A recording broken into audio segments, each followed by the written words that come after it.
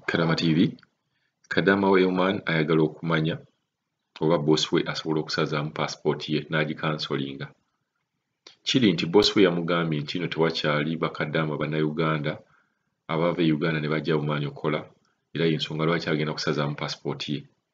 Mukimanyi nti bano abantu balowooza nti no passport zaabwe engeri gye basukuma ssente ne babeera nga bazitukolerako kati bo balowooza nti passport yaabwe. Kati Kadama agamba talina kintu kyonna kye yakoze, talina nsobi gye yakoze, talina musango gwe yakoze era asuubira okumalako contract ye mu myezi 2. Naye bosi we amugamba nti passport ye agenda gisazaamu. Kati awo ayagalidde okubeera ng'ayita ku Kadama TV abuuze bakadama banne abaali babaddeko Oman oba abali Oman ekintu kino kisoboka era okusazaamu passport kitegeeza ki?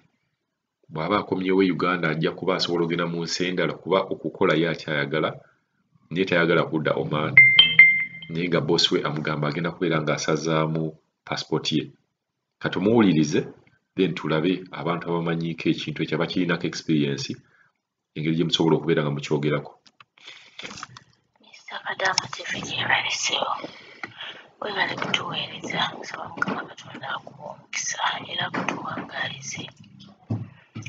Ati Mr. Kadama TV nange nsabako ku buyambi oba kumpa ku magezi. Ndi Omaani. Mbulayo emyezi 2 okumalako contract. Naye bakama bange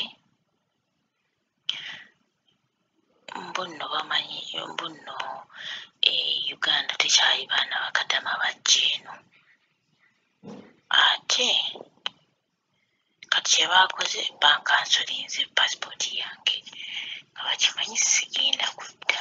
Ate n'obuzibu gwe naddira mbigiriya balimba nti akomawo ate n'atakomawo.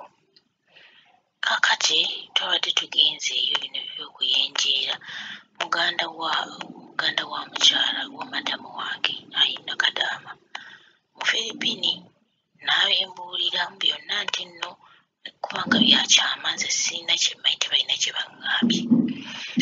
baŋŋamba.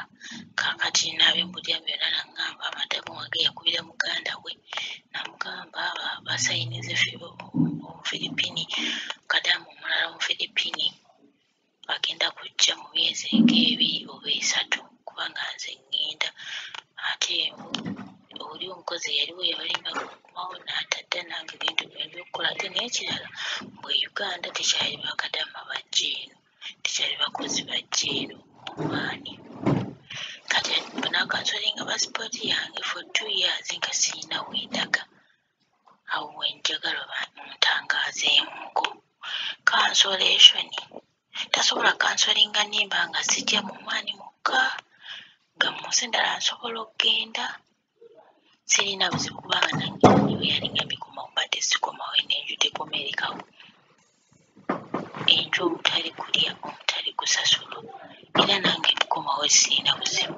Naye mbadde njagala ngenda ate nkole ewalala nsobole okumaliriza puroguramu zange oba pulaani zange nkole emyaka nga 2. Kati njagala cancellation wano amanyiko cancellation ziba zitya baba balina yagibaaninze sitegeera. Naye gwe nabuuziza bwe yaŋŋambye emyaka 2 nga tolina woolaga. We omukozi we yaŋŋambye emyaka 2 nga tolina mu nsi muwolaga ng'olina kubeera Uganda yokka. Lwaki kiba kityo? Nsobola ofuna amagezi gonna. Anyway simanyi wabula nsaba ku magezi n'amanyi ku cancellation annyinnyonnyoleko ebiyita kuba tudde mu nju ya Mwarabu aba tasobola ku kansolinga n'oba nga osobola okugenda mu nsi endala oba nga osobola okudda mu nsi naye nga tomukoledde. Kati awo wenjagala bantangaazeemuko akimanyiiko. Mr. Kadama nsaba buyambi ku kigambo kya cancellation. Omala omuntu omukolera nuddeyo Uganda tosobola kudda mu nsi y'emu n'okolera omuntu omulala ng'emyaka 2 teginnaggwako obeera alina ku cancelling. It's a must nti alina ku cancellinga myaka 2 nga tolina woolaga olina kutuula Uganda. ngenda kikola ntya tasobola kansolinga omwami wakwanza omwami sikyayagala sikyadda naye mba nga omwami gye sidda nsobola ogenda ewalala ne neekolera kubanga bw'oba okyayagala okukola ate otuula emyaka 2 kigenda okuggwaako nga tobuja obulamu tebikyasobola nti kuddamu kukola ekyo nakyo kizibu kiri awo nsaba kuntangazaamuko nakumpa ku magezi ku kigambo kya cancellation neeyanza nnyo mukama kuwa omukisa